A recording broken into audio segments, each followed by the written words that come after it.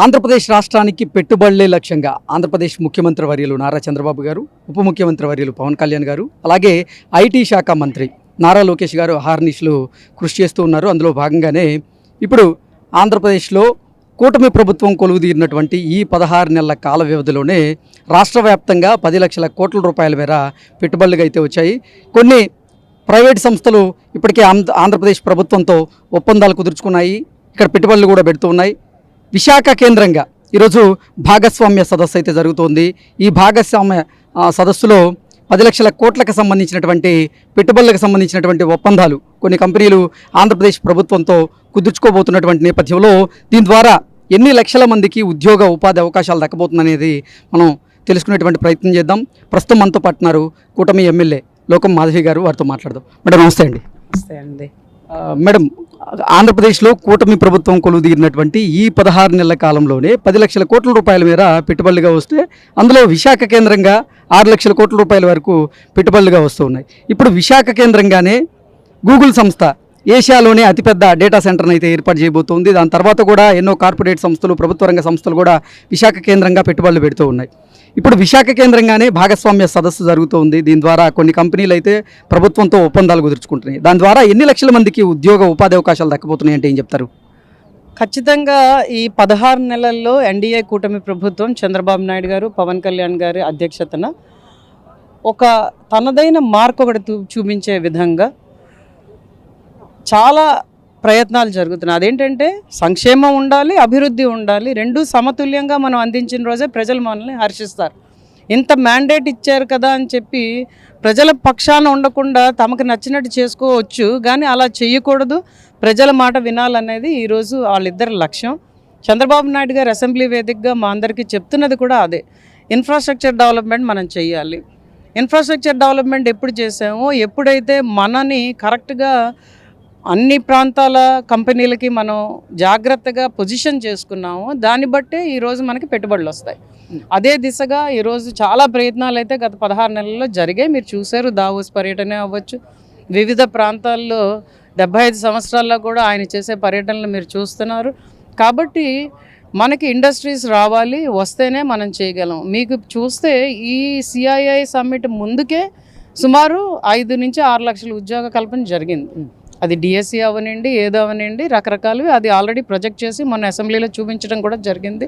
ఇప్పుడు ఈ సిఐఐ సమ్మిట్ని ఆధారంగా చేసుకుని సుమారు 7.5 లక్షల ఉద్యోగాల దాకా కల్పన జరిగే దిశగా ఎంఓఏలు సైన్ చేయడం జరిగింది. అంటే ఏదో ఒకటి ఎంఓఏ ఎవరికో ఇచ్చేద్దాం.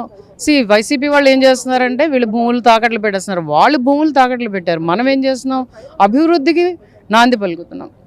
ఆ భూములు అనేవి ఇచ్చి ఈరోజు ఖచ్చితంగా ఏదైనా పని చేసినప్పుడు టీసీఎస్కి 99 సెంట్లకే ఎందుకు ఇచ్చారు? ఇవ్వడం జరిగింది ఎందుకంటే we want TCS to come over here and provide certain employment. దాని గురించి ట్రై చేయడానికి we have to give some incentives. అంటే గత ప్రభుత్వ హయాంలో జగన్మోహన్ రెడ్డి వైఖరి వల్ల ఇక్కడ పెట్టుబడి పెట్టాల్సినటువంటి కొన్ని కంపెనీలు పెట్టుబడి పెట్టకుండా వెళ్ళిపోయాయి. ఇప్పుడు మళ్ళీ కూటమి ప్రభుత్వం కొలువు తీరిన తర్వాత అవి తిరిగి వస్తున్నాయి. పెట్టుబడుల లక్ష్యంగా అవి కూడా పెట్టుబడులు పెట్టేందుకు ఆసక్తి చూపిస్తున్నాయి. అయితే వారికి లేఖలు రాయడం, ఈమెయిల్స్ పెట్టడం, మా ప్రభుత్వం వస్తే మీ పరిస్థితి వేరేలాగా ఉంటుందంటూ వారిని బెదిరించడం, వీటన్నింటిని చూస్తే అసలు ఏమనిపిస్తుందండి? మీరు తెలుగుదేశం అఫీషియల్ ఛానల్ అన్నారు, ఒకటి తప్పు మాట్లాడారు. అదేంటంటే వైసీపీలో పెట్టుబడులు వెనక్కు వెళ్ళాయి అన్నారు మీరు. అసలు పెట్టుబడులు ఎక్కడొచ్చాయి? అసలు రాలేదు. లాస్ట్ టైం ఇదే విశాఖపట్నం వేదికగా ఒక సమ్మిట్ చేశారు వాళ్ళు. ఆ సమ్మిట్లో ఎవరెవరు ఎంఓఏలు తీసుకున్నారో వాళ్ళ ఫోటోలు తర్వాత మనం చూసాం, ట్రోల్ చేసుకున్నాం, నవ్వుకున్నాం. ఒక్కటైనా వచ్చిందా? ఆ ఎంఓఏలు ఏమైనాయో కూడా తెలీదు. ఖచ్చితంగా అయితే వాళ్ళ హయాంలో ఒక్క ఇండస్ట్రీ కూడా రావడానికి ఇంట్రెస్ట్ చూపించలేదు. ఉన్న ఇండస్ట్రీలు కూడా వెళ్ళిపోయడానికే మక్కువ చూపించాయి. ఎందుకంటే వాళ్ళు పెట్టిన హెరాస్మెంట్ అది. I have a software development park. నాకు ఋషికొండలో 2 యూనిట్లు ఉన్నాయి, భోగాపురంలో 1 యూనిట్ ఉన్నది. మాకు వాళ్ళు ఎంత హెరాస్మెంట్ క్రియేట్ చేశారంటే the government officials told them no, they are following all norms, మేమేం చేయలేము.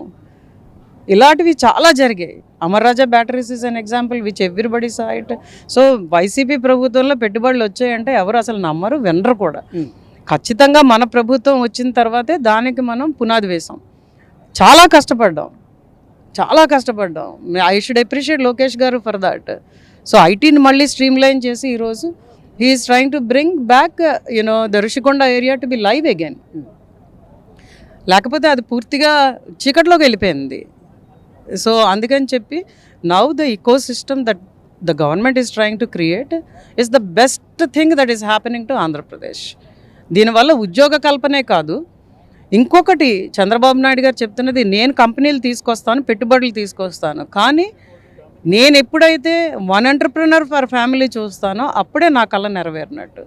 మీరు అలా తయారవ్వండి, అలా తయారు చేయండి అని కూడా మాకు ఈ గేవ్ ఏ మ్యాండేట్. అంటే గతంలో అతను ఈజ్ ఆఫ్ డూయింగ్ బిజినెస్ అనేవారు, ఇప్పుడు స్పీడ్ ఆఫ్ డూయింగ్ బిజినెస్ అంటున్నారు. దాని ఫలితాలు కూడా మనం చూస్తూ ఉన్నాం. అంటే ఏమవుతుందంటే స్టేట్ ఫార్మ్ 10 years అయిందండి. First 5 years we're trying to understand ఏమవుతున్నది, మనం ఎలా తెలంగాణ నుంచి పెడుతున్నాము, మన పనులు ఏంటి, అవన్నీ చూసి నేషనల్ ప్రాజెక్ట్స్ అన్నిటినీ కూడా అలాగే రాజధానిని కూడా చేయడానికి ప్రయత్నం చేసాం. కానీ తర్వాత వచ్చిన ప్రభుత్వం దాన్ని పూర్తిగా నాశనం చేసింది. సో లోటు బడ్జెట్తో చాలా రెస్పాన్సిబిలిటీతో ఈరోజు గవర్నమెంట్లోకి రావడం జరిగింది. అందుకని వేసే ప్రతి అడుగు కూడా మన ఖజానాని మళ్ళీ నింపేటట్టు ఉండాలి, మన సంక్షేమం అందించేటట్టు ఉండాలి. అంతేగాని ఏదో తూతూ మంత్రంగా చేస్తాం, మేము కూడా వాళ్ళు ఇచ్చారు కాబట్టి మేము కూడా ఇచ్చేస్తాం అని ఆలోచిస్తే ఆంధ్రప్రదేశ్ చాలా వరస్ట్ స్టేట్కి వెళ్ళిపోతుంది, శ్రీలంక వాటిలా తయారైపోతుంది. బట్ అలా ఆలోచించలేదు.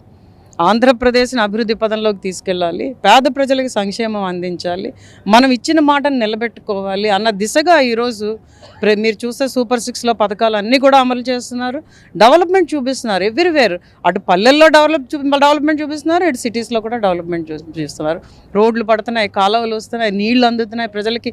సో కనీస అవసరాలను కూడా పట్టించుకొని వైసీపీ ప్రభుత్వాన్ని అటుపెట్టి జేజేఎంపల్ని పూర్తిగా మంట కల్పిస్తున్న వైసీపీ ప్రభుత్వాన్ని పక్కన పెట్టి మళ్ళీ కేంద్ర ప్రభుత్వంతో మాట్లాడుకొని కేంద్ర ప్రభుత్వ సహకారంతో అలాగే కేంద్ర ప్రభుత్వం తాలూకు ప్రతి స్కీమ్ని కూడా మనం వాడుకునేటట్టుగా స్టేట్ బడ్జెట్లు కూడా అలొకేట్ చేసుకొని ఈరోజు పాజిటివ్ బడ్జెట్లోకి వెళ్ళే దిశగా ఈరోజు ప్రయత్నాలు జరుగుతున్నాయి. సో ఎన్డీఏ ప్రభుత్వం ద బెస్ట్ వన్ అన్నది ప్రజలందరూ ఈరోజు చూస్తున్నారు.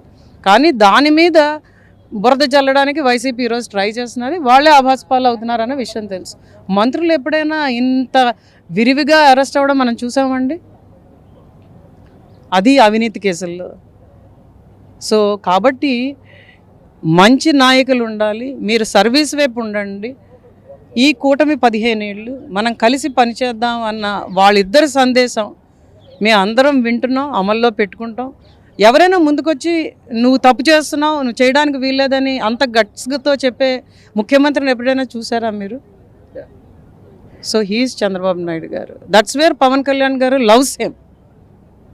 ఓకే, రాబోయేటువంటి రోజుల్లో విశాఖ నగరాన్ని ఆర్టిఫిషియల్ ఇంటెలిజెన్స్ నగరంగా తీర్చిదిద్దుతానంటూ అటు చంద్రబాబు గారు, లోకేష్ గారు బల్లగుద్ది చెప్తున్నారు. దాని ఫలితాలు మనం చూస్తున్నాం. ఎలా చూడాలి మేడం? ఫర్ షూర్ అండి. ఇప్పుడు గూగుల్ వస్తున్నది, Google is number 1 in AI, right? So ఆ అసోసియేటెడ్ కంపెనీస్ అన్నీ వస్తాయి. రతన్ టాటా ఇన్నోవేషన్ హబ్ ఉన్నది. సో ఖచ్చితంగా మనకి ఇది ఒక ఏఐ ఇంటెలిజెంట్ వ్యాలీ కింద తయారవ్వాలన్నది చంద్రబాబు నాయుడు గారి లక్ష్యం, లోకేష్ గారిది. అలాగే క్వాంటమ్ వ్యాలీ కింద అమరావతి తయారవ్వాలంటున్నారు. అలాగే డ్రోన్ మేకింగ్లో ఓరోకల్లు. సో ఇలా డివిజన్లు చేసుకుంటే ప్రతి ప్రాంతం, అంటే మీరంతా అమరావతి మీద ఫోకస్ చేస్తున్నారని ఫస్ట్ విషయం చెల్లారు, డబ్బులన్నీ అక్కడ పెట్టేస్తున్నారని వైసీపీ వాళ్ళు. కానీ అది తప్పు. మీరు వికేంద్రీకరణ అన్నారు, నేను వికేంద్రీకరణ అభివృద్ధి పదంగా జరగాలని ఈరోజు చూపిస్తున్నాను. కాబట్టి ఉత్తరాంధ్ర ప్రాంతానికి అభివృద్ధి చెందాలని చెప్పి అటు నరేంద్ర మోడీ గారు వచ్చి ఎన్ని ప్రాజెక్టులు ఓపెన్ చేశారు? Hydrogen green energy hydrogen plant open చేశారు ఆయన. అటు అనకాపల్లిలో, ఇక్కడ మనం గూగుల్ డేటా సెంటర్తో సైన్ చేసుకున్నాం. అలాగే డిఫరెంట్ థింగ్స్. టీసీఎస్ రాబోతుంది, సిఫీ 16,000 కోట్ల రూపాయల పెట్టుబడిని అయితే పెట్టబోతోంది. అలాగే ప్రభుత్వ రంగ సంస్థలు కూడా కొన్ని ఇప్పుడు విశాఖ కేంద్రంగా పనిచేయబోతున్నాయి. సార్ ఇప్పుడు ఏమైందంటే ఊపిరిపోయిన అన్ని సంస్థలు కూడా మళ్ళీ ఊపిరి పీల్చుకుంటున్నాయి, మళ్ళీ బయటకు వస్తున్నాయి. సో ఉన్నవి కూడా ఫ్లరిష్ అవుతాయి. ఉన్న ఐటీ కంపెనీలు ఇప్పుడు there is a shift in the technology. AI వల్ల ఉద్యోగాలు పోతాయి, ఇది పెద్ద మిత్. దానివల్ల ఏమో మన బీపీఓలు, కాల్ సెంటర్లు, టెస్టర్స్, సాఫ్ట్వేర్ ఇంజనీర్స్ అలాంటి వాళ్ళందరూ మాయమైపోతారు. Yes, it will happen. ఎందుకంటే మీకు ఆటోమేషన్ వస్తున్నప్పుడు ఆర్టిఫిషియల్ ఇంటెలిజెన్స్, రోబోట్స్ అవన్నీ వచ్చినప్పుడు, చాట్ బాట్స్ ఇవన్నీ జరుగుతాయి. ఎందుకంటే ఇవన్నీ mundane activities. Artificial intelligence technology మీద నైపుణ్యం ఉన్న వాళ్ళకి మాత్రం అవకాశాలు పెరిగేటువంటి అవకాశం ఉంది. నేను మీకు ఎందుకంటే ఆర్టిఫిషియల్ ఇంటెలిజెన్స్ వల్ల ఈరోజు మన ఇండియాది ఐటీ స్పెండ్ అనేది 300 బిలియన్ ఈరోజు. 8 మిలియన్ల ఉద్యోగాలు, అంటే 80 లక్షల ఉద్యోగాలు ఐటీలో ఉన్నాయి మనకి ఇండియా మొత్తానికి. ఆర్టిఫిషియల్ ఇంటెలిజెన్స్ వల్ల ఓన్లీ 15 లక్షల ఉద్యోగాలే పోతున్నాయి. కానీ ఆర్టిఫిషియల్ ఇంటెలిజెన్స్ వల్ల 40 లక్షల ఉద్యోగాలు క్రియేట్ అవుతున్నాయి. కాకపోతే ఈ 40 లక్షల ఉద్యోగాలు మనం అందిపుచ్చుకోకపోతే ఇండియా బ్యాక్కి వెళ్ళిపోతుంది. సో మనం అందిపుచ్చుకునే దిశగా ఈరోజు ఎన్డీఏ కూటమి ప్రభుత్వం అటు కేంద్రంలోనైనా ఇటు రాష్ట్రంలోనైనా అడుగులేస్తున్నారు. సో కంపల్సరీగా ఆ స్కిల్ షాప్స్, ఆ స్కిల్ డెవలప్మెంట్ సెంటర్స్ చేస్తే, ఎందుకంటే ఇంతకుముందు సాఫ్ట్వేర్ ఇంజనీర్ అంటే ఇప్పుడు ఏఐ ఇంజనీర్ కావాలని అడుగుతున్నారు, రైట్? సో మనం దాన్ని అందిపుచ్చే దిశగా మనం ముందుకెళ్తాం. ఎందుకంటే and I have confidence in Telugu people. నేను అమెరికాలో ఉన్నాను 30 ఏళ్ళు. అక్కడ పెద్ద పెద్ద కంపెనీల్లో గట్టిగా పనిచేసే వాళ్ళందరూ కూడా తెలుగు వాళ్ళే. కాబట్టి ఖచ్చితంగా తెలుగు వాళ్ళు ఆ స్కిల్ సెట్ని అందిపుచ్చుకుంటారు, ముందుకు తీసుకెళ్తారు. And the growth engine has started and it will keep going. Okay, Bihar ఎన్నికల ఫలితాల్లో ఎన్డీఏ కూటమి నిజం ఘన విజయం సాధించే దిశగా అడుగులు వేస్తోంది. నారా లోకేష్ గారు అక్కడ ప్రచారం చేశారు. సో ఎలా చూస్తున్నారు దీన్ని? నమో మంత్రం అంటాం కదండి. సో నరేంద్ర మోడీ గారు ఈరోజు ఈ రాష్ట్రాన్ని చిన్న పిల్లలా కాపాడుకుంటున్నారు.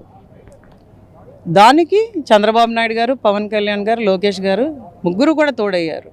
చంద్రబాబు నాయుడు గారు కూడా వెళ్తాం అనుకున్నారు, కానీ వెళ్ళలేపారు. కానీ ఎక్కడ మనకి ఎలక్షన్ జరిగినా చంద్రబాబు నాయుడు గారు వెళ్తున్నారు, పవన్ కళ్యాణ్ గారు వెళ్తున్నారు, లోకేష్ గారు వెళ్తున్నారు to support the central government, because it's a double engine సర్కార్. అక్కడ నరేంద్ర మోడీ గారు ఈరోజు ఇంకా స్ట్రెంగ్థన్ అయితే మనకి ఇంకా బాగుంటుంది. ఎందుకంటే నేను మొన్న ఏదో ఒక సెషన్ చూస్తున్నాను, ఆయన పేరు మర్చిపోయాను, ఒక ఎంపీ, తృణమూల్ కాంగ్రెస్ ఎంపీ ఒక అతను ఎవరో మాట్లాడుతున్నారు.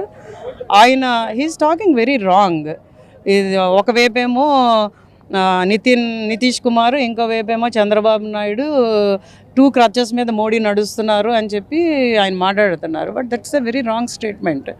C right now they are also visionaries. So Chandrababu Naidu గారు ఈరోజు విజనరీ అనే నరేంద్ర మోడీ గారు సపోర్ట్ చేస్తున్నారు, right? That's what is happening today. So for sure, Andhra will be number 1 in India, and India will be number 1 in the world. Okay. Thank you very much.